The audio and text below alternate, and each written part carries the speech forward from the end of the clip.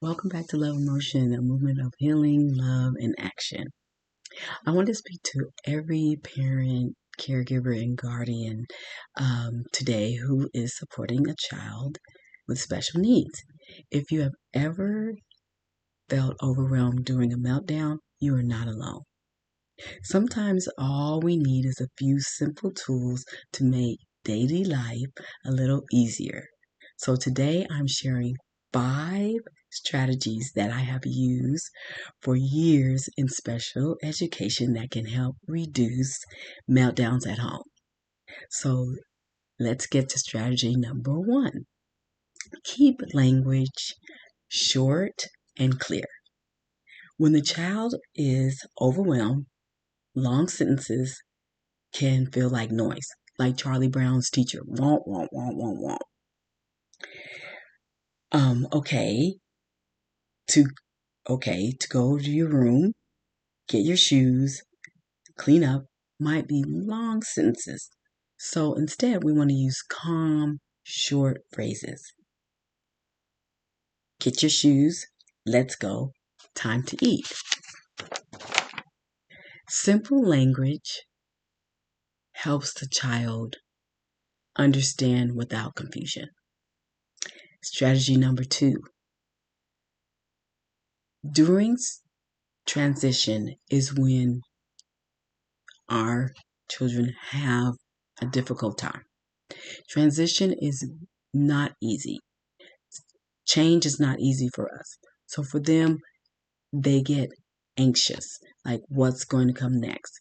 So during transitioning time, warnings are very important. So strategy number 2 is warning them. So you might have a timer and say to them, in 1 minute or 2 minutes, we're going to clean up. Or 2 minutes, cleanup time. So you put the timer on, and when the timer goes up, cleanup time. Or they might be on a play date and they might not want to leave, and that transition might, bring on a meltdown. So you put your timer on 10 minutes. 10 minutes, we're going to leave. 5 minutes, time to clean up. Then the timer goes up. At 5, it's time to go. 5 minutes, time is up. Bye-bye to Johnny or Sarah, whoever. And then let's go to car. We're saying bye. And then let's go. So that keeps things clear and makes the child not feel anxious. And then they know what's coming next. So it's good to say 1 more minute. You can use your words to say 1 more minute. Preparation brings peace. So if they're prepared for what's going to come next, it can be a smooth, peaceful transition. Strategy number 3, use visuals. A lot of parents or caregivers or at school, we use visuals quite often, schedules, especially for the younger children. You might have something simple like bathroom time. So you might have a toilet, if you can see this. Sorry.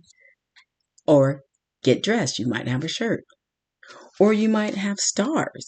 Whereas if they have a hard time leaving, you said you get a star.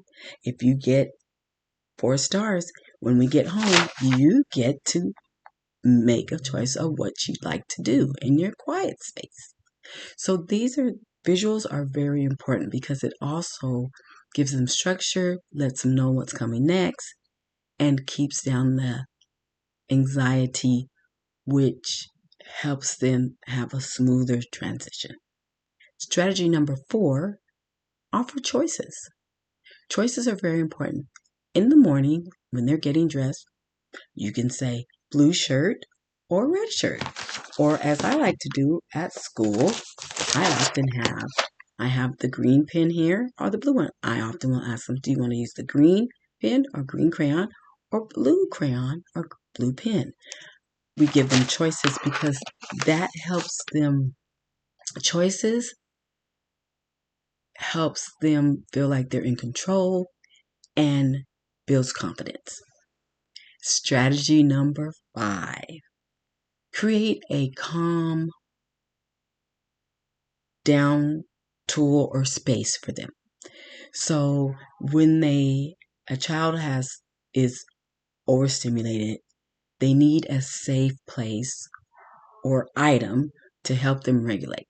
So when they have come down from their meltdown and they have gotten their stars, or they've said bye to their friend and they've accepted that they're leaving, and they said bye, and they've went to the car and gotten the car, and they um, regulated their emotions, then it's good to have something in the car for them to be calm with.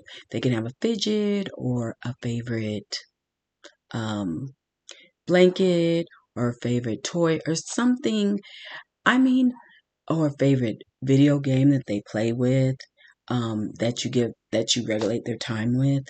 Something that shows that, okay, here's your reward for having a calm body, and showing that you can transition into different things and calming down. So they need a reward for that, or a calm space. It's not a punishment. It's just something for comfort, to show that you've calmed your body. Now you get something calm to do.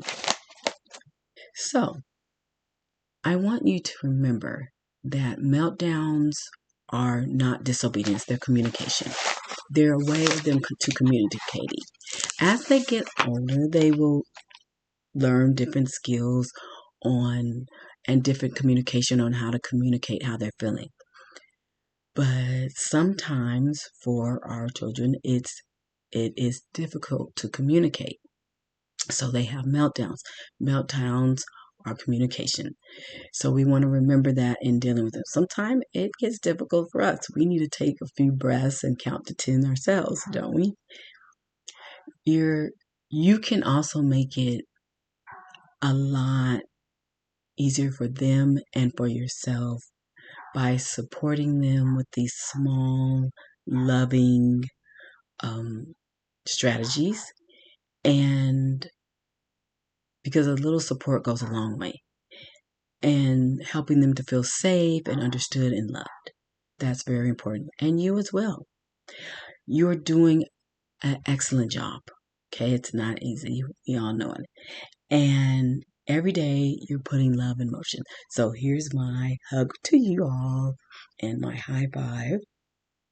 And if today's strategies helped you, make sure you subscribe, like, and share the video. Also, if you feel led to sow a seed or donate, my Cash App, it will be in the description. Thank you so much. And this is Love in Motion, a movement of love, healing, and action. Thank you.